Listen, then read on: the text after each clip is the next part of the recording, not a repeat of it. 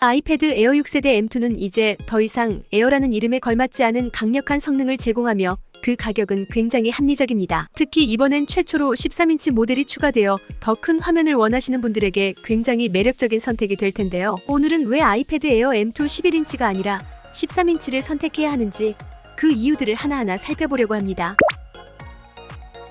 첫 번째로 11인치와 13인치 휴대성에서 큰 차이가 없습니다. 대부분 사람들이 11인치를 선택하는 이유는 바로 휴대성입니다. 가볍고 어디든 쉽게 들고 다닐 수 있어서 인기가 많죠. 그런데 아이패드 하나만 딱 들고 다니시는 분이 얼마나 계실까요? 케이스나 파우치 없이 본체만 들고 다니는 사람은 거의 없죠. 예전에도 아이패드는 굉장히 얇았고 밴딩 문제로부터 완전히 자유롭지 못했습니다. 그래서 11인치라도 케이스나 키보드를 함께 사용하고 파우치까지 두르는 경우가 대부분입니다. 그러다 보니 결국 가방에 들어가는 크기와 부피는 꽤 커집니다. 휴대성을 이유로 11인치를 선택했다 하더라도 실제로는 그 이점이 많이 희석되는 것이죠. 13인치 모델의 무게는 617g으로 대화면 기기치고는 무겁지 않은 편입니다. 침대에서 사용하거나 이동하면서도 부담스럽지 않죠. 두께도 6.1mm로 아이패드 프로보다는 약간 두껍지만 그만큼 내구성 문제에서는 더 나은 평가를 받습니다.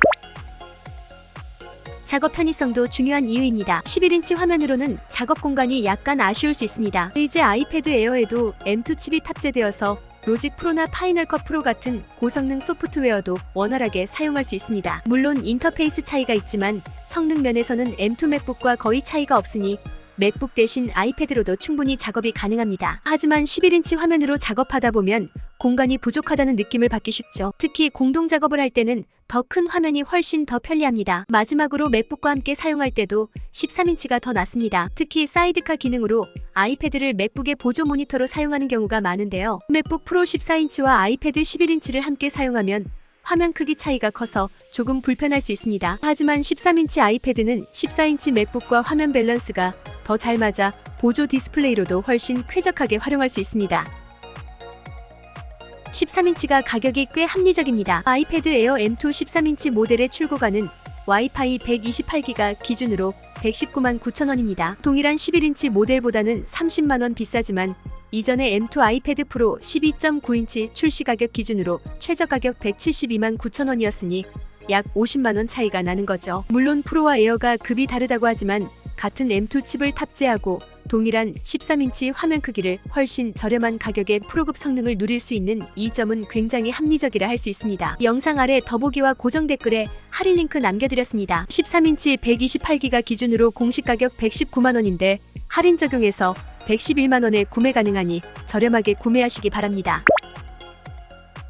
13인치를 사야 하는 이유는 바로 대화면입니다. 이전에는 대화면이 필요하면 아이패드 프로로 가야 했지만 이제는 더 저렴한 아이패드 에어에서도 13인치 화면을 사용할 수 있게 되었습니다. 맥북 없이도 생산성 높은 작업을 하고 싶으신 분들께는 더할 나위 없는 선택이 될 겁니다. 화면이 크다 보니 시인성이 확실히 좋습니다. 화면을 켜서 보면 아이패드 미니랑 11인치와 비교하면 13인치가 확실히 시원시원하고 보기가 좋습니다. 아이콘도 크고 앱 간의 배열도 더 넓어지니 작업할 때나 미디어를 감상할 때 훨씬 쾌적한 경험을 제공합니다.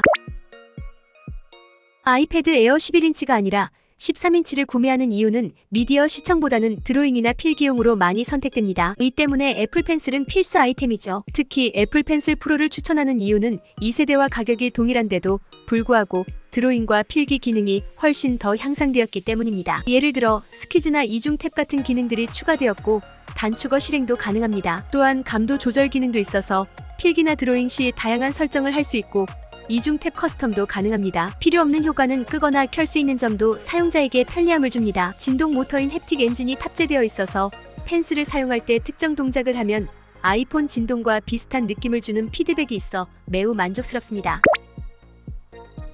참고로 이번에 새로 나온 매직 키보드 신형 2세대는 호환되지 않기 때문에 기존의 13인치용 매직 키보드를 사용해야 합니다. 가격은 동일하지만 전작을 재활용할 수 있다는 점에서 가성비가 더 좋아졌다고 볼 수 있습니다. 특히 1세대 중고 가격이 많이 떨어졌기 때문에 중고로 구매해도 충분히 가치가 있습니다. 게다가 마그네틱 위치나 규격이 전작 프로 12.9인치와 동일하기 때문에 니켈 액세서리나 마그네틱 거치대도 신형 아이패드 에어 6세대 13인치와 완벽하게 호환됩니다. 따라서 액세서리 호환에 대한 걱정은 거의 하지 않으셔도 됩니다.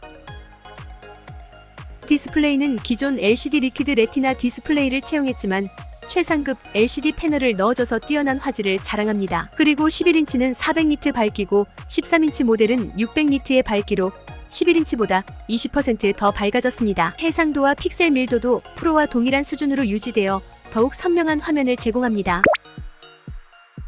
아이패드 에어 13인치는 대부분 만족스러운 평가를 받지만 60Hz 주사율이 아쉽다는 의견이 많습니다. 60Hz 자체도 크게 불편함은 없지만 요즘 워낙 주사율이 다 상향 평준화가 되어 있다 보니 아쉬운 마음이 드는 건 어쩔 수 없습니다. 그러나 주로 120Hz 이상의 줄곧 익숙해져 있는 분들에게는 주사율 차이점이 눈에 보일 수 있겠지만 그렇지 않은 분들이나 크게 주사율에 민감하지 않은 분들은 큰 불편함을 못 느끼는 부분입니다. 그리고 좀 쓰다 보면 처음에야 좀 버벅거리는 것 같은 느낌이 들 수 있겠지만 계속 쓰다 보면 적응해서 자연스럽게 익숙해집니다.